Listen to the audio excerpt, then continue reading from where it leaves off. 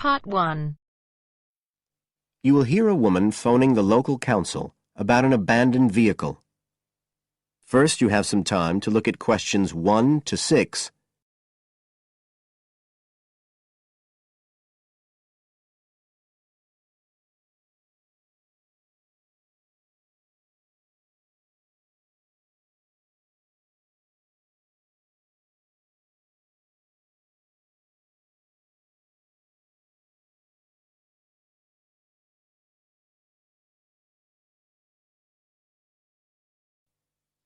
Now we shall begin. You should answer the questions as you listen, because you will not hear the recording a second time. Listen carefully and answer questions 1 to 6.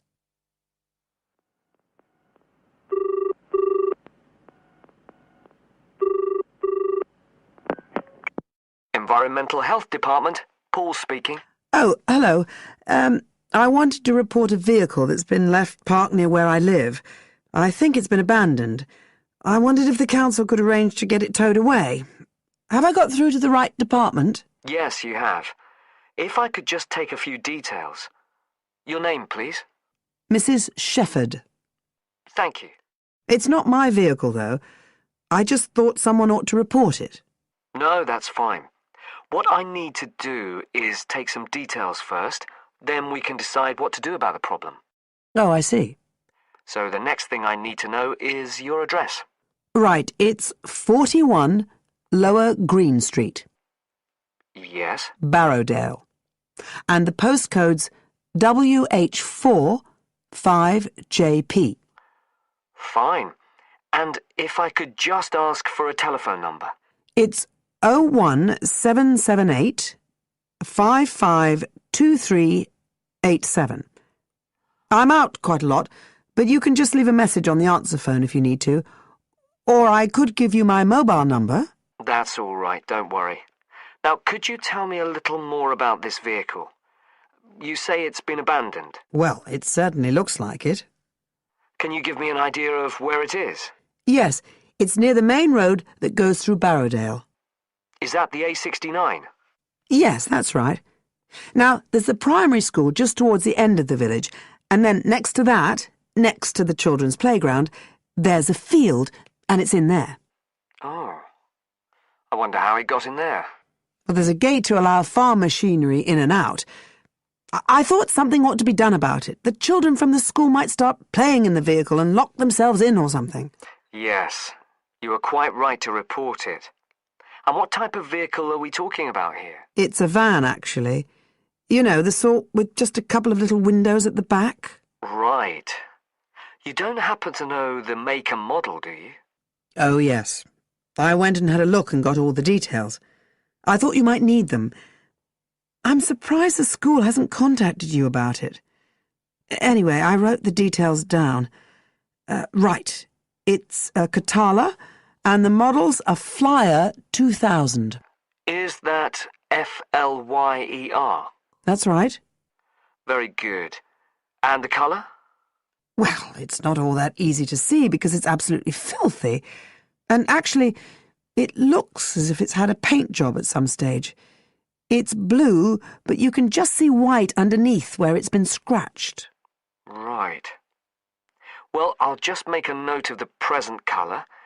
And if you could just tell me the vehicle number. Did you make a note of that? Oh, yes. It's S322GEC. Okay. Before you hear the rest of the conversation, you have some time to look at questions 7 to 10.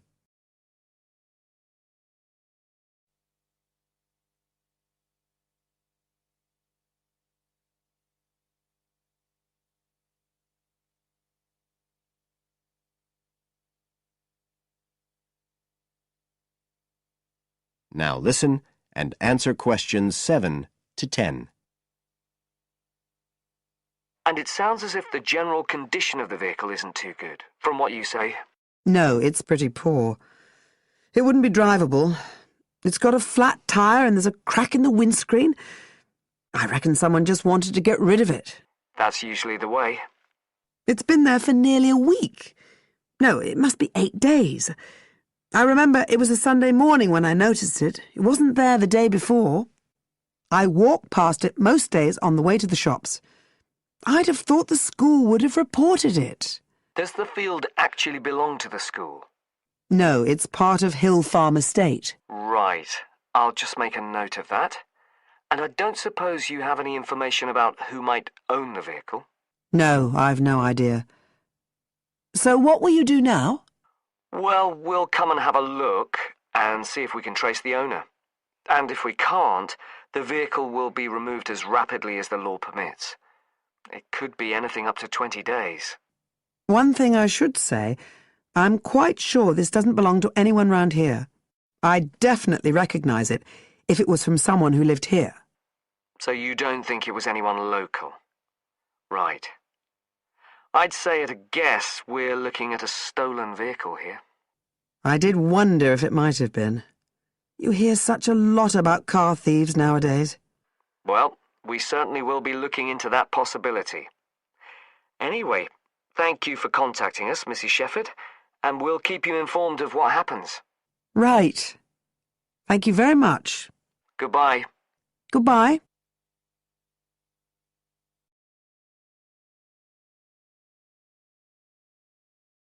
That is the end of part 1. You now have half a minute to check your answers.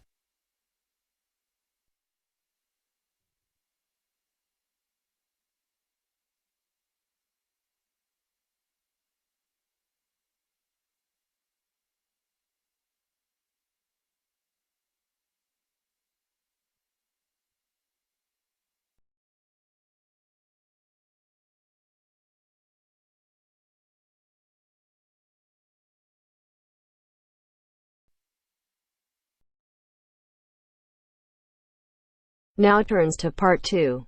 Part 2. You will hear a tour guide giving information about a shopping district. First, you have some time to look at questions 11 to 15.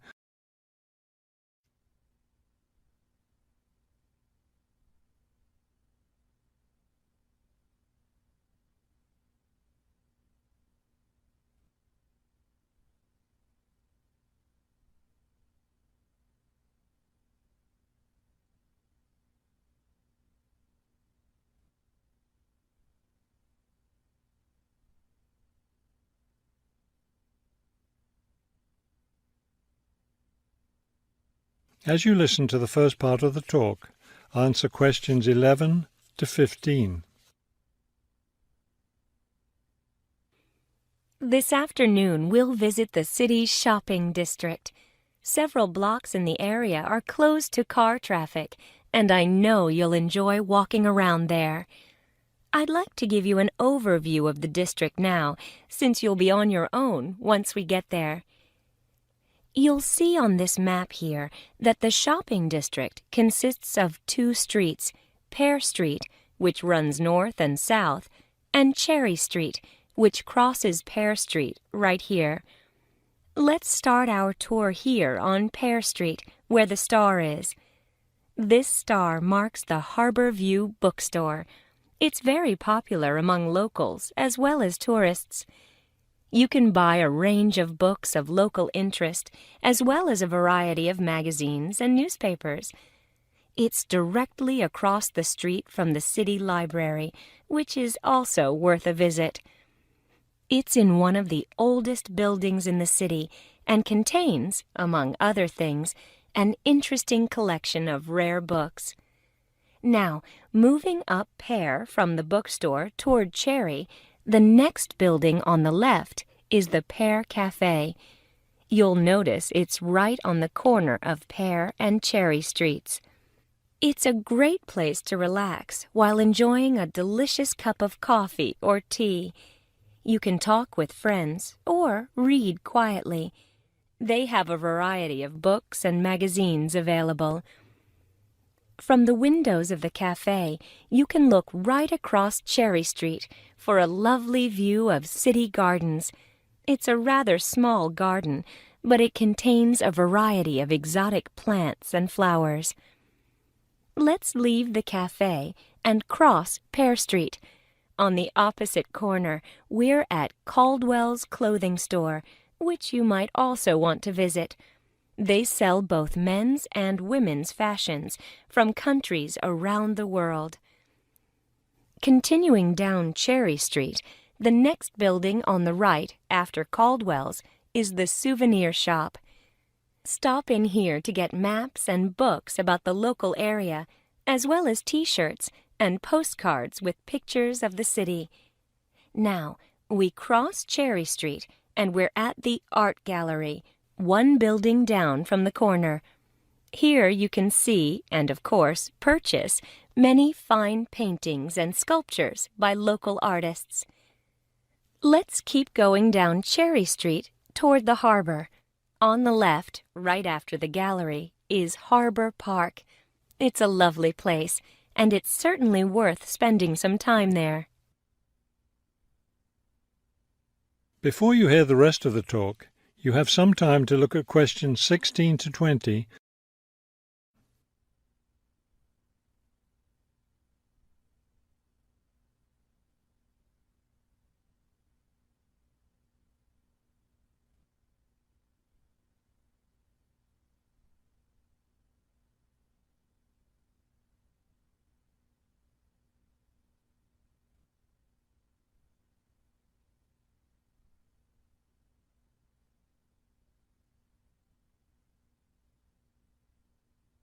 Now listen and answer questions 16 to 20.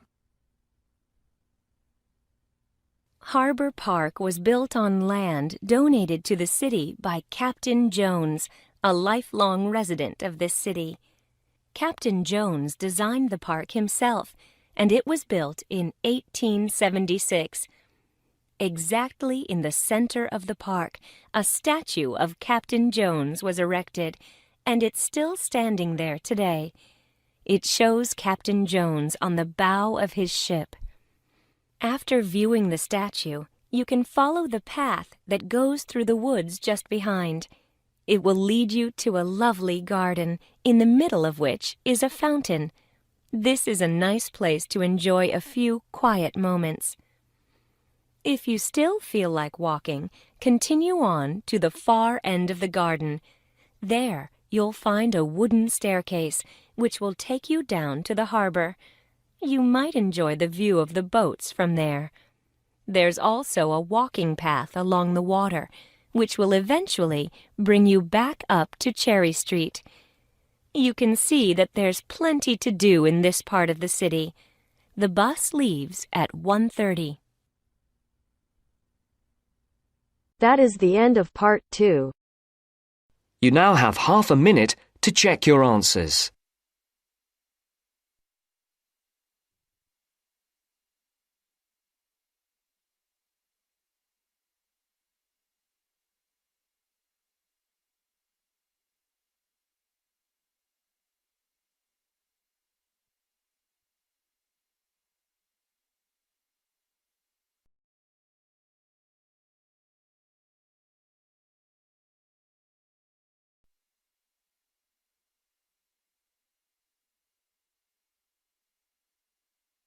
Now turns to part 3.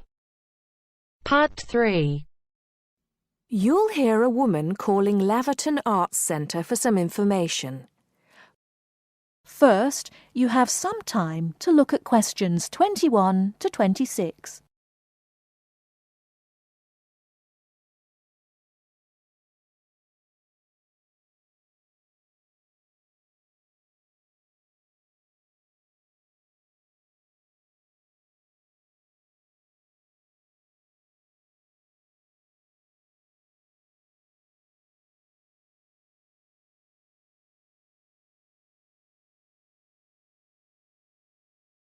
Now listen carefully and answer questions 21 to 26. Laverton Arts Centre. How can I help you? Hello. I've been to the Arts Centre a few times recently, and I understand you have this scheme for regular visitors. The Friends of Laverton Arts Centre. Yes, that's right. I wonder if you could tell me a little about it. I mean, how much it costs and what benefits it offers, things like that. Certainly. Well, first of all, the good news is that we've recently changed the scheme. It used to cost £15 a year, but now it's free. All you have to do is fill in an application form. You can either come to the Arts Centre and do that here, or you can go to our website and apply online. And so what are the benefits of joining? There are actually quite a few. As a friend of Laverton Arts Centre, you'll receive a newsletter every 3 months with information on all the forthcoming events. That sounds useful. You also get priority booking for shows and concerts in the main theatre. Can you explain how that works exactly? Yes. What that means is that when tickets go on sale, for the first 2 days they're only available to friends of the Arts Centre. So, as long as you book early, you can make sure you get seats. Great! Do you ever offer discounts to friends of the centre? Under the old system, when you had to pay to be a member, we did. Under the new system, there won't be any discounts for shows in the main theatre or films at the Arts Cinema. Having said that, we will be offering some discounts to members for performances in the small theatre.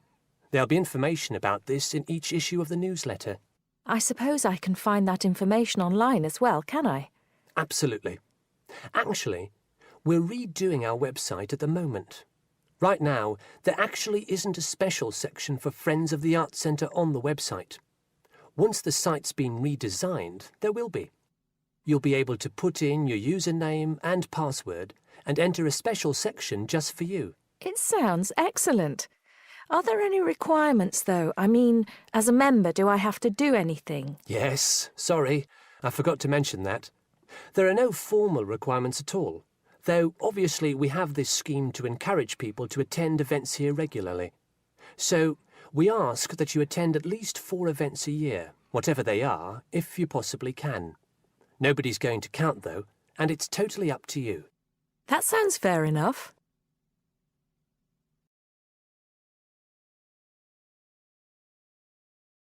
Before you hear the rest of the talk, you have some time to look at questions 27 to 30.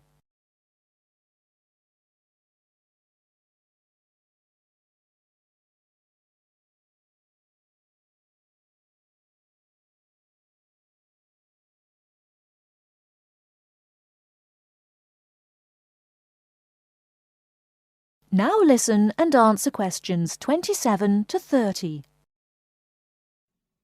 While you're here, we're actually conducting a short survey of people who phone up the Arts Centre. Would you mind if I asked you a few questions? It'll only take a couple of minutes. Sure, no problem. Thanks a lot. So, how many times have you visited Laverton Arts Centre in the last 6 months? Well, I've only lived in the area for the last 4 months, so not that many times. 3, I suppose. Yes, that's right. Fine. And how did you first find out about the Arts Centre? Let me think. Oh, yes, a friend invited me to a concert, and I came with her. Have you ever seen a film at the Arts Cinema here? No, I haven't, to be honest. In fact, until you mentioned it earlier, I didn't realise you even had a cinema. One more question. If we offered a free tour of the Arts Centre, including things such as going backstage to look at the dressing rooms, would you be interested in going on it? Oh, yes, definitely. I think a tour like that would be very interesting. I'd even pay for it. That's great. Thank you very much for your time. Thank you.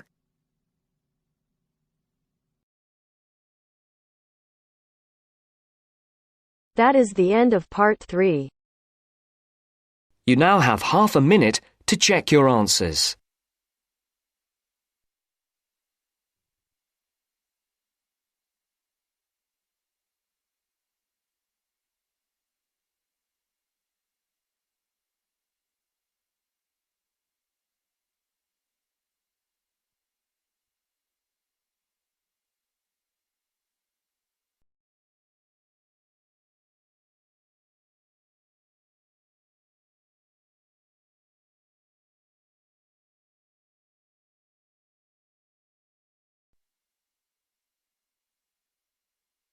Now turns to part 4.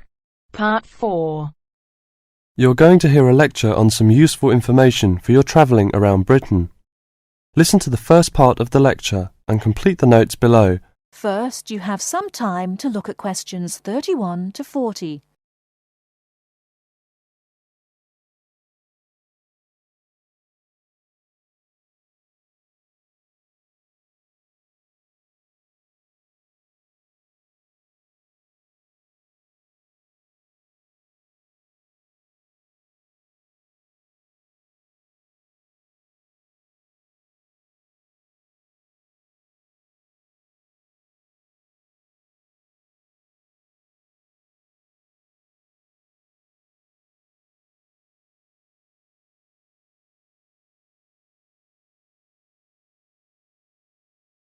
Now, listen carefully and answer questions 31 to 40.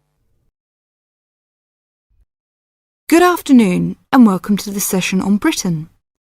This afternoon I would like to provide some useful information for you about travelling around Britain.